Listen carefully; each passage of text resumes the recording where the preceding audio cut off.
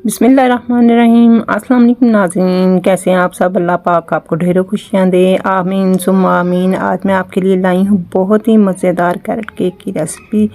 ये लाल लाल सुरख सुरख जो 3 गाजरें हैं ये मैंने केक के लिए ली हैं। इससे हम बनाएंगे बहुत ही मज़ेदार और ज़बरदस्त सा केक। इनको मैंने कद्दूकश कर लिया यहाँ पे गाजरों को। यहाँ पे केक के लिए मैंने एक मोल्ड ले लिया है। सबसे पहले इसको ग्रीस कर लेंगे ताकि हम अपना केक जो है रेडी करने से पहले ये मोल्ड को तैयार करते हैं। और एक यहाँ पे एक ब्रश की मदद से मैं इसको अच्छे से ऑयल कर लूँगी। इससे हमारा जो केक है वो इसके साथ चिपकेगा नहीं। आपने बहुत अच्छे तरीके से यहाँ पे ग्रीस कर लेना है। और साथ ही मैंने इसके अंदर बटर पेपर लगा दिया है। इसके अंदर भी हल्का सा मैंने ऑयल लगा लेना है बहुत अच्छे तरीके से। ये देखें सारा इसको हम ग्रीस कर लेंगे। और ये ग्रीस करने के बाद हम इसको रेडी करके एक साइड पे रख देंगे। और यहाँ पे मैंने एक ले लिया है जग। हाँ जी जो केक है मैं जग के अंदर बनाऊंगी। ये बहुत ही इजी तरीके से यहाँ पे बनने वाला है। यहाँ पे मैंने 3 अंडे लिए थे, वो मैंने जग के अंदर डाल दिए हैं। इस तरीके से हमारा केक बहुत ही जल्दी और बहुत आसानी से बनके तैयार हो जाएगा। यहाँ पे मैंने 3 अंडों को जग के अंदर डाल दिया है। अब इसके साथ ही मैं इसके अंदर 1 कप डाल रही हूँ पिसी हुई चीनी।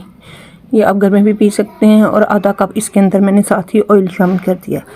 अब तीनों चीज़ों को शामिल करने के बाद हम इसको अच्छे से ब्लेंड करेंगे। यहाँ पे जब तक इसकी झाग नहीं बनती, तकरीबन 3 से 4 मिनट के लिए मैंने इसको बहुत अच्छे से ब्लेंड कर लिया यहाँ पे, ताकि बहुत अच्छे तरीके से ये चीनी और ऑयल वगैरह मिक्स हो जाए। ये देखें यहाँ पे बहुत ही ज़बरदस्त सा बन के तैयार हो चुका है। अब यहाँ पे मैंने ले लिया है 2 कप मैदा है मेरे पास। और 1 टेबल स्पून जो है वो बेकिंग पाउडर है। इसको मैं अच्छे तरीके से यहाँ पे मिक्स कर लूँगी। मिक्स करने के बाद मैंने इसको साइड पे कर दिया है। और एक दूसरा बाउल ले लिया है। उसके अंदर ये जो तमाम मिक्सचर है हम इसके अंदर निकाल लेंगे। ये अंडे का जो है हमने तैयार करके रखा हुआ था। इस तरीके से हमारा केक बहुत ही ज़बरदस्त और फ्लफी सा बनने वाला है। अब जो मैदा है और जो बेकिंग पाउडर इसके अंदर मैंने शामिल किया हुआ था, इसको थोड़ा थोड़ा सा करके हम अच्छे तरीके से यहाँ पे मिक्स कर लेंगे। मिठाई और हलवे तो हमने बहुत खा लिए, क्यों ना आज मैंने सोचा कि हम गाजर का केक बना लेते हैं। और यकीन करें ये इतना मज़ेदार बना है कि आपको ज़रूर पसंद आने वाली है ये रेसिपी। ये बहुत ही हल्के हाथों से मैं इसको मैदे को मिक्स कर रही हूँ। और यहाँ पे मेरा बैटर जो है काफ़ी गाढ़ा हो गया था। और 1 कप मैंने यहाँ पे दूध ले लिया है। दूध को मैंने नीम गर्म कर लिया था। उसके बाद मैं इसको थोड़ा थोड़ा सा करके इसके अंदर हम मिक्स करेंगे। यहाँ पे आपने इसको बहुत ज़्यादा नहीं करना है, बस हल्के हाथों से ही कर लेना है। इस तरीके से जो हमारा केक है वो बहुत ज़बरदस्त बनेगा। ये देखिए थोड़ा थोड़ा सा करके मैं ये दूध शामिल कर रही हूँ यहाँ पे। सर्दियों की जो गाजरें होती हैं वो बहुत जूसी और मीठी होती हैं और बहुत रस से भरी होती हैं। तो इस तरीके से हम मुख्तलिफ़ चीज़ों में इस्तेमाल करें ताकि हमारी नज़र जो है उससे बहुत बेहतर होती है। जैसे गाजर में आपको पता है कि बहुत ज़्यादा फ़ायदेमंद होती है। ये हमारे खून को साफ़ करती है और स्किन को बहुत शाइन करती है। तो आप इस तरीके से बना के केक वगैरह जो है, हलवा, जो भी आपको चीज़ पसंद आती है वो आप उसमें इस्तेमाल करें इसको। और ये देखिए मेरा बैटर कितना ज़बरदस्त सा बन के हो चुका है। मैं यहाँ पे आपको दिखा भी रही हूँ।